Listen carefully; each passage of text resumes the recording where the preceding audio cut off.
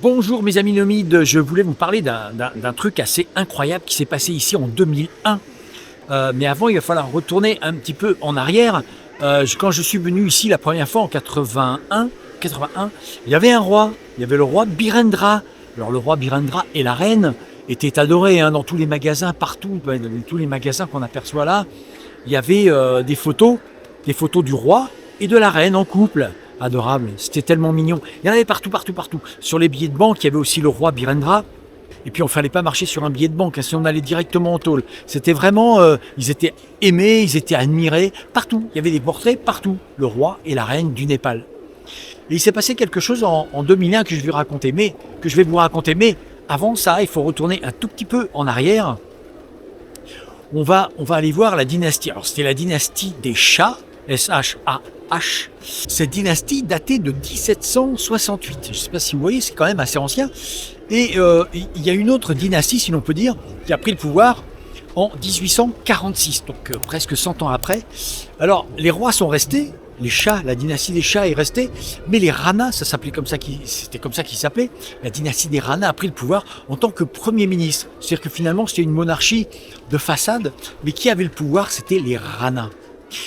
Et puis bon, avec les années, les Rana tenaient le pouvoir, ils étaient premiers ministres, mais ça n'a pas très bien fonctionné. Et en 1950, il y a eu un petit accrochage entre la famille Rana et les Shahs.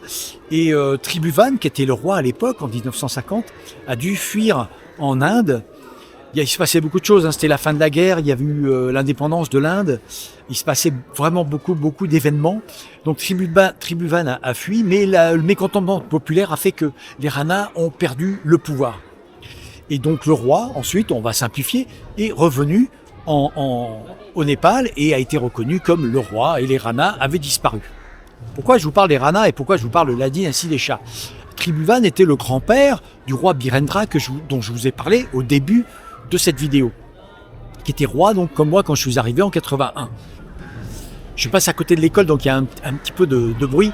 Donc le roi Birendra, que moi j'ai connu, enfin j'ai pas connu personnellement, je l'ai connu par photo bien sûr, avait pris le pouvoir en 1972. Et donc on va passer toutes les années hippies, etc. Mais en 2001, donc Birendra était déjà assez âgé, et il y avait son fils qui avait 29 ans, Dipendra. Alors on va l'appeler le prince, ça sera plus simple parce que les noms, on les confond un peu. Là je suis à contre-jour, donc je vais aller de l'autre côté pour pouvoir avoir une meilleure lumière. On entend le tambour des prières des moines qui sont à l'intérieur du temple bouddhiste. Donc je vais vous parler de Birendra. En 2001, ils étaient tous en soirée, en famille, il n'y avait plus de garde du corps, il n'y avait plus personne. Et il n'y avait plus les caméras d'allumées, vous allez voir pourquoi, c'est très intéressant, restez à l'écoute. Et Dipendra, donc le fils, on va l'appeler le prince, comme je dis, le prince arrive dans la pièce, et le prince était amoureux d'une descendante de la famille Rana. Je vous ai expliqué que ça ne s'est pas très bien passé avec la famille Rana, d'accord? Donc la famille ne voulait pas de ce mariage. Et le prince, qui avait un petit peu un comportement un peu instable. Les gens l'aimaient bien, mais il était un petit peu caractériel, on va dire. Il s'est absenté de la pièce, il y avait toute la famille, il y avait la maman, il y avait la nièce, il y avait les neveux, il y avait tout le monde. Il s'est absenté, il est revenu quelques minutes après, il était drogué, il était sous ce soir-là. Il y a des témoins qui ont témoigné, enfin, il y a 50 000 pigeons. Et il était armé jusqu'aux dents.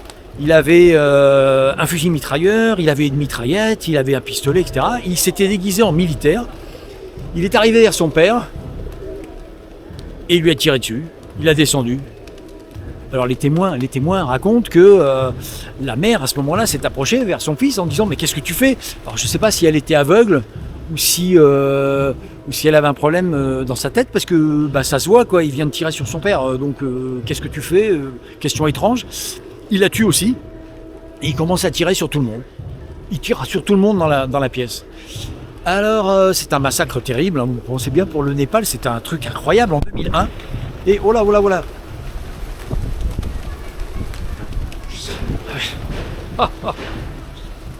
Excusez-moi, il se passe des choses ici. 9 morts, il sort dehors, il va dans le jardin, et il se tire une balle dans la tête. Mais il est tellement bête. Il n'est pas très doué, il se rate, il tombe dans le coma. Et donc il est le lendemain, il est intronisé, si l'on peut dire.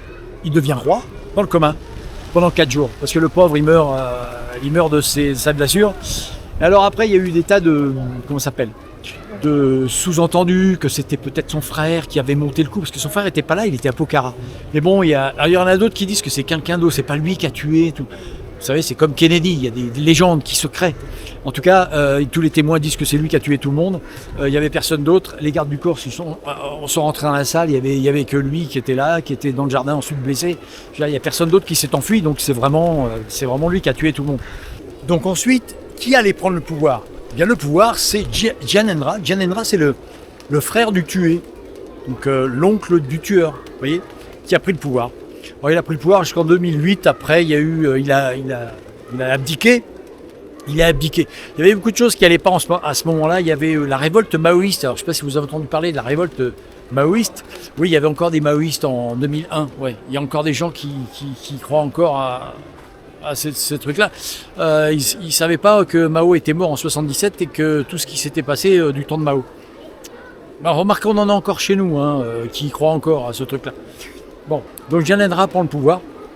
Mais pour la population, c'est absolument impossible que le prince, qu'ils aimaient bien, ait pu tuer tout le monde, quoi. C'est pas possible qu'il soit aussi demeuré, on va dire. C'est un petit problème. Donc il n'accepte pas. Et pour tout le monde, j'en ai discuté encore avec eux, pour tout le monde, c'est Gyanendra qui a fait le coup par derrière. Ce qu'ils oublient de dire, c'est que la femme de Gyanendra a été blessé, c'est-à-dire qu'il aura envoyé des tueurs, parce que lui il n'était pas là, il aura envoyé des tueurs pour tuer tout le monde, sauf, enfin je veux dire, en tuant sa famille aussi, c'est un peu étrange. Donc tout ça, ça reste un petit peu mystérieux. Ça a été réglé, normalement il y a une enquête qui a été faite en 5 jours, alors, c'est vrai que c'est un petit peu court quand même pour un événement pareil. Donc voilà, je vous ai raconté l'histoire du massacre de la dynastie, je suis mal orienté, du massacre de la dynastie des Shahs, c'est-à-dire la dynastie des rois du Népal. Il n'y a plus de roi. Il n'y a plus de roi, c'est fini. J'en suis très triste. Et voilà, c'est tout ce que je voulais dire. J'espère que cette vidéo vous a plu, que vous avez appris quelque chose, ou si vous ne le saviez déjà. À très bientôt, la semaine prochaine, peut-être. Ciao. Et puisque vous m'avez suivi jusqu'à la fin de vidéo, je vous emmène voir à l'intérieur du temple. À l'intérieur du temple, comment ça se passe. Très court, très court.